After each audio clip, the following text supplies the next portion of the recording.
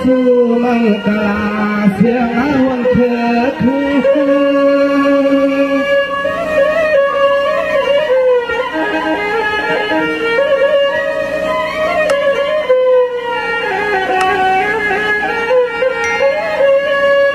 สวรรค์ในใครเอาพี่น้องข้าตอนไล่ข้าลันลาตัวมาสวรรค์เมื่อไล่เป็นเดือบ้านเสียงใจก่อเลยมาขอพุทธปองที่ในวัดย้อนเยาหน้าก่อตัวที่ไหนก็แก่สายาลียามนจอมมาเส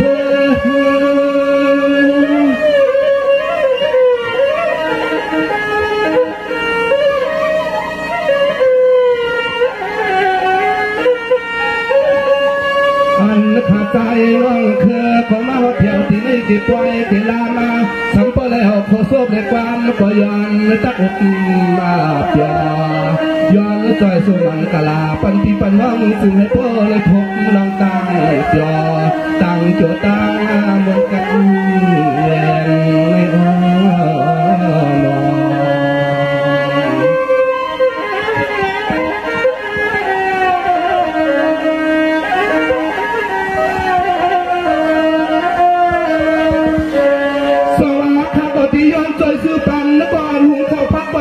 ใส่วันตั้งตาเลี้ยงดูก็ยังดูเสียงปีน้องตั้งเสียงหนังยังผ่อนเสียงฝันมาขาวว่างขาดยังเสียในหูในใจในคอพามาลงปาให้พ่อเลยเปลี่ยนสักที่ลงไปสามินชาคือเคียงขาใส่ขยันและจอยสุมังกาถือเจ้าสื่อให้เพียวเดียวไม่มอง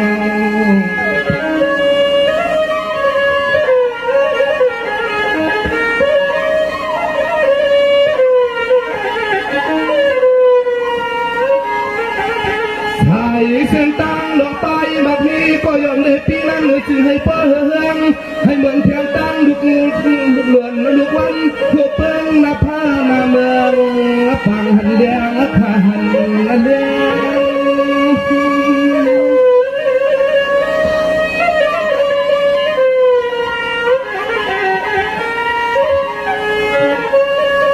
สวรรค์ในใครเอาเจมังกึกละป่าลูกผัวเขาอยู่เสียงอ่อนน้องน้องใจเขาเจ้าดังเสียงนาเอาในกว่านาอะไรนี่น้องตังสุดยาป่าเสียงให้พ่อเลยเสือสาเสียให้เลยตักอยู่ดีเลยมีเฮ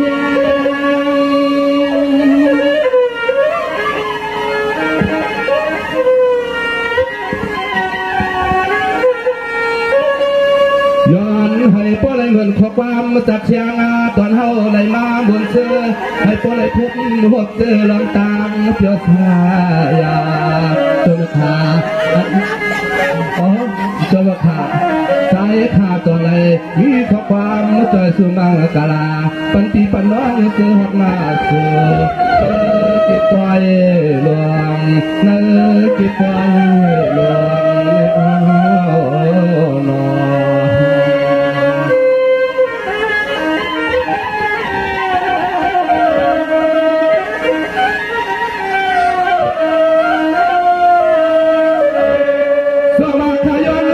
พี่น้องขาตั้งนำมือเสือในเสาสีหลงเมืองหัวมาเกิงเสาสีวันปันหัวมาตั้งหวังหลวงข้าหน้าให้พ่อได้มีเสียงสตางค์หรือหัวเมืองไตข้าหน้าเสียงพี่น้องน้องปั่นหัวในลายขาใจขายย้อนใส่ซื้อปั่นใหญ่ใหญ่ปั่นเคอให้พ่อได้ทบลองเสือสายาบยอพี่สั่งให้สั่งตัวมันขึ้นมามันเวลาแดดเสียงหักปุดพาดินค่ะน้อง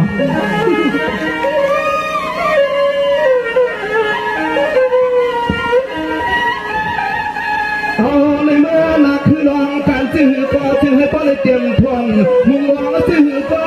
ให้พ่อเลยซื้อมวลเสียเลเสียวฟังถึงวางตั้งมอง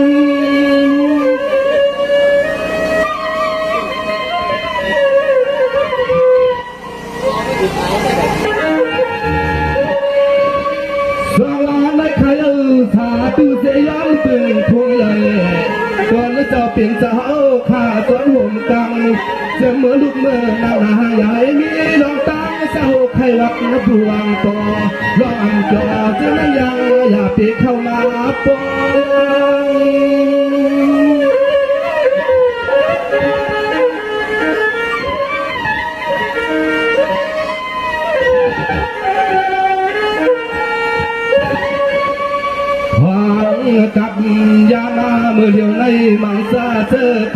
ทั่วเมืองหลองตั้งจากตั้งใหม่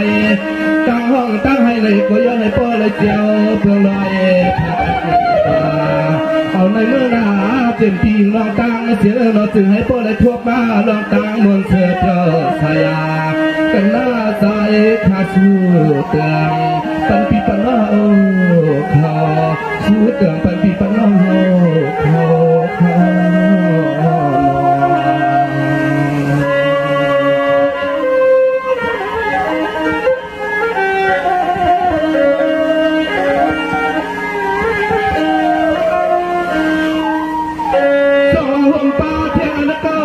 หัวทอตังชวนขึ้นขึ้นหูขึ้นว่าเป็นเงาตาหน้ามันเป็นปลาปลงสาขาเพื่อให้พอจะเจนกูคิงขาเพื่อเลยหักเขียวตีไปกี่ล้านยังยิ่งขอบบังจับเธอลองตั้งลองกาเมื่อก็อย่ามีไม่มีเงามา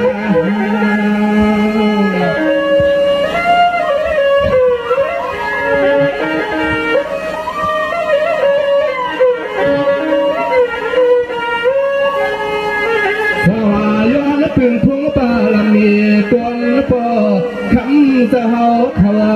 สอนมามุงดูผู้หญิงผู้ชายหาไทยผู้ปอกผู้คนให้ปอเลยซื้อมวลล้วนเย้าเสียละยันเป็ดโล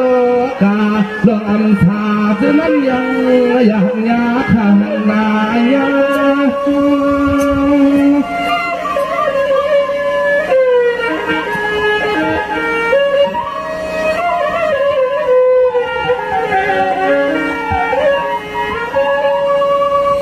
เสียงเมื่อลูกเมื่อนั่งเมื่อยางเมื่อป่าให้ปลายซื้อชาผู้ชิงชาใจขายย้อนบังกะลาปานตาปีตาน้องซื้อได้ความขความเขาห้องพักตวนเสียรอโอ้โลเสียงเมื่อยามมากาตักนั่งเมื่อกา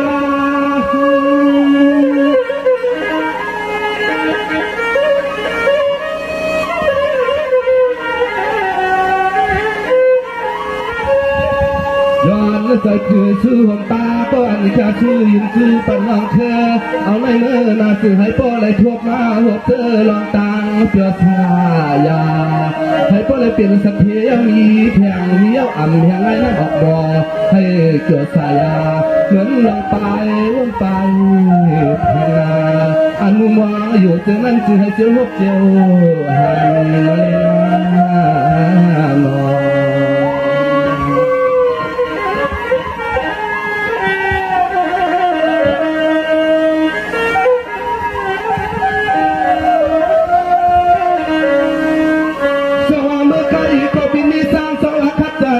ให้พวกไอ้เธอใส่ย้อนสู่ลงตาพี่น้องมองละปังนำเนื้อละหน้าหนุ่มเคยย้อนให้พวกไอ้ซื้อชา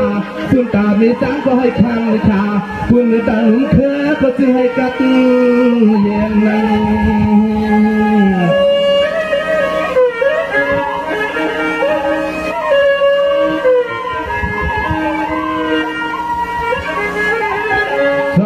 ก่อนจะสุ่มอย่างปังขาวไล่คู่ก็คู่คนก็ให้แค้นชาเทเลอยู่มนอยู่เกี่ยวกันหลอดเทเขียนาคอยดูป้อว่าสื่อเจ้าเปลี่ยนป้อเลี้ยงสักทีมีเลี้ยงสักทีน้องคือก็จะให้ป้อเลยเปลี่ยนป้อเลี้ยงสักทีคอยดูปิกสิให้ป้อใหญ่นำกินนึกหานำนึกกิน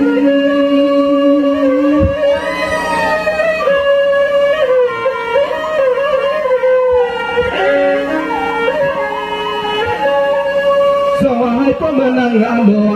เสียงอันยิ่งอ่อนน้องตาเสียงทอมความอ่อนเล็ดให้เสปีที่อยู่กูลองเลยก็นั่งสักปานในปานหน้าเลยก็จึงให้ป้อห่างลีห่างแล้วตาในอยู่กูทิ้งขาเสเลยคิดถ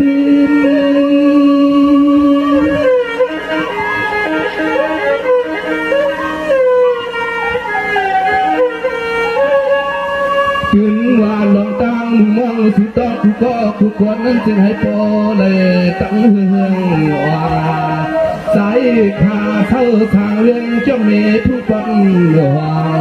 สุดเตยันใจสุดอย่างปันข้อความขับจูหน้าจือเอา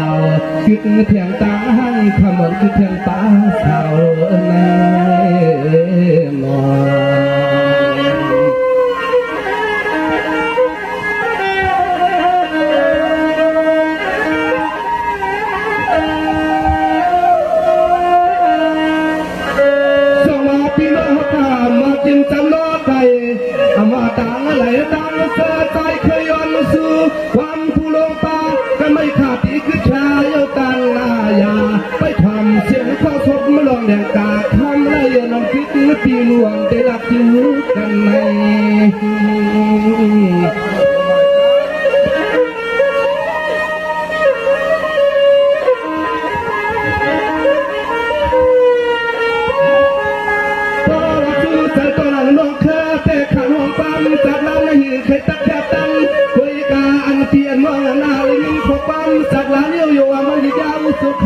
โยตักให้งอนอ่อนบ่คุณบ่มา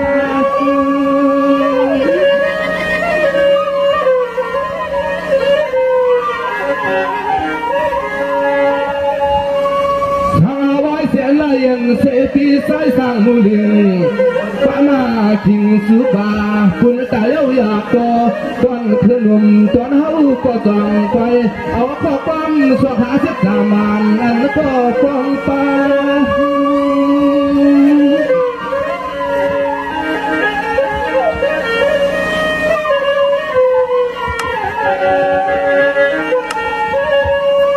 โยตาหันเมียงยางคำไม่คำผมตำเท้าสุยปียี่หาดอนเลือเจอไปวิจังสามเหมือนเจอหางยังสั่งที่ไรมีลูกยี่วันคำก็ไรนั่งที่ฮักจนหวังไรนอนไม่ทุกข์ก็ขาให้ยิ้มเข้าลิขิตเรื่องทุกปัญหาจิตโตได้ไปทางใด